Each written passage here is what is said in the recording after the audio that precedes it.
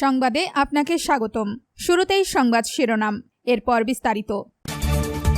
ছাত্র আন্দোলনের জেরে বিহার ও মধ্যপ্রদেশে মুখ থুবড়ে পড়ল বিজেপি। ভারত সীমান্তে অত্যাধুনিক 250 হাউইট জার মোতায়েন করল পাকিস্তান। পাকিস্তানের আত্মঘাতী বোমা হামলায় মৃতের সংখ্যা বেড়ে 15।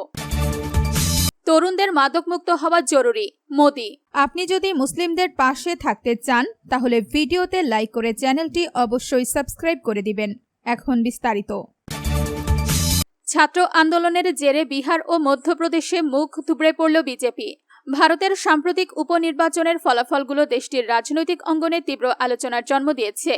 এই উপনির্বাচনের ফলাফল ভারতীয় জনতা পার্টি বা বিজেপির জন্য স্পষ্টতই বড় ধরনের উদ্বেগের বিষয় হলেও এটিকে বিরোধীদের জন্য সরাসরি কোনো বিরাট সুসংবাদ হিসেবে দেখা যাচ্ছে না।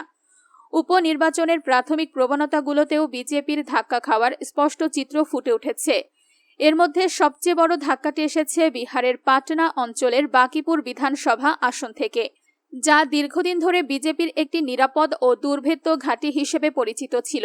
2008 সালে এই আসনটি গঠিত হওয়ার পর থেকে প্রতিটি নির্বাচনে বিজয়ী হয়ে আসা দলটি এই প্রথম সেখানে নিজেদের আধিপত্য ধরে রাখতে হিমশিম খাচ্ছে। ঐতিহ্যগতভাবে এই আসনে বিজেপির ভোট পাওয়ার হার সবসময় 59% ওপরে থাকলেও এবারের উপনির্বাচনে তা উল্লেখযোগ্যভাবে কমে গেছে এবং প্রশান্ত কিশোরের জন সুরাজ পার্টির প্রার্থী সেখানে শক্ত অবস্থানে এগিয়ে রয়েছেন। বাকিপুর আসনের এই রাজনৈতিক পট পরিবর্তন বিজেপির জন্য বড় ধরনের সতর্কবার্তা বলে মনে করছেন বিশ্লেষকরা। এই আসনে উচ্চ বর্ণের ভোটারদের আধিক্য রয়েছে এবং দীর্ঘদিন ধরে এটি বিজেপির অনুগত ভোট ব্যাংক হিসেবে পরিচিত ছিল। ভারত সীমান্তে অত্যাধুনিক 250 হাউইট জার মোতায়েন করল পাকিস্তান। সামরিক সক্ষমতা বৃদ্ধির অংশ হিসেবে পাকিস্তান ভারতের সীমান্তবর্তী পূর্ব সেক্টরে 250টি চীনা তৈরি SH-15 truck mounted self propelled howitzer মোতায়েন করেছে। গোয়েন্দা সূত্রের বরাতে জানা গেছে, 2025 সালের মে মাসে ভারতের অপারেশন সিন্দুর এরপর সামরিক শক্তি বাড়ানোর ক্ষেত্রে ইসলামাবাদের এটি সবচেয়ে বড় পদক্ষেপ। চীনের রাষ্ট্রীয় প্রতিষ্ঠান নরিনকোর তৈরি এই 155 মিলিমিটারের SH-15 হাউইট জারটি 6x6 চ্যাসিসের ওপর বসানো এবং এতে 400 হর্স পাওয়ারের ডিজেল ইঞ্জিন রয়েছে। অস্ত্রটি 30 থেকে 40 কিলোমিটার পর্যন্ত ন্যাটো সামঞ্জস্যপূর্ণ গোলাবারুদ নিক্ষেপ করতে পারে এবং রকেট অ্যাসিস্টেড প্রজেক্টাইলের মাধ্যমে এর সর্বোচ্চ পাল্লা 50 কিলোমিটার পর্যন্ত হতে পারে। পাকিস্তানের আত্মঘাতী বোমা হামলায় মৃতের সংখ্যা বেড়ে 15। পাকিস্তানের খাইবার পাখতুনখোয়ার সোয়াত জেলার কাবাল পুলিশ স্টেশনের কাছে আত্মঘাতী বোমা হামলায় অন্তত 15 জন নিহত হয়েছেন। রোববার 2 আগস্ট এ ঘটনায় কয়েকজন পুলিশ সদস্য আহত হয়েছেন। মালাকান্দ বিভাগের আঞ্চলিক পুলিশ কর্মকর্তা RPO সৈয়দ ফিদা হাসান শাহ জানিয়েছেন, নিহতদের মধ্যে 5 জন পুলিশ সদস্য এবং 10 জন বেসামরিক নাগরিক রয়েছেন। আহত পুলিশ সদস্যদের স্থানীয় হাসপাতালে ভর্তি করা হয়েছে।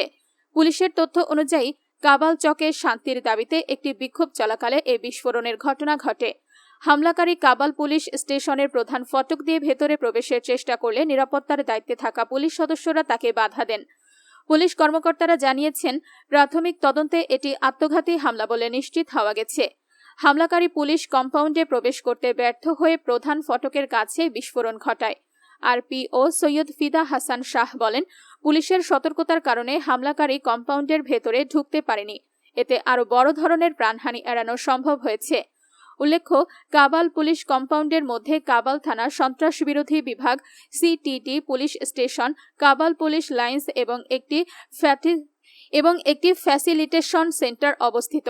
হামলার পর পুরো এলাকায় নিরাপত্তা জোরদার করা হয়েছে। ঘটনাস্থল ঘিরে তদন্ত শুরু করেছে আইনশৃঙ্খলা বাহিনী। এখন পর্যন্ত কোনো ব্যক্তি বা গোষ্ঠী এই হামলার দায় স্বীকার করেনি। তরুণদের মাদকমুক্ত হওয়া জরুরি, মোদি। একটি উন্নত ও সমৃদ্ধ দেশ গড়ে তুলতে যুব সমাজকে মাদকমুক্ত এবং শারীরিক ও মানসিকভাবে সুস্থ রাখার ওপর বিশেষ গুরুত্ব দিয়ে নেশামুক্ত যুব ফর বিকশিত ভারত সংকল্প অভিযান ভার্চুয়ালি উদ্বোধন করেছেন ভারতের প্রধানমন্ত্রী নরেন্দ্র মোদি।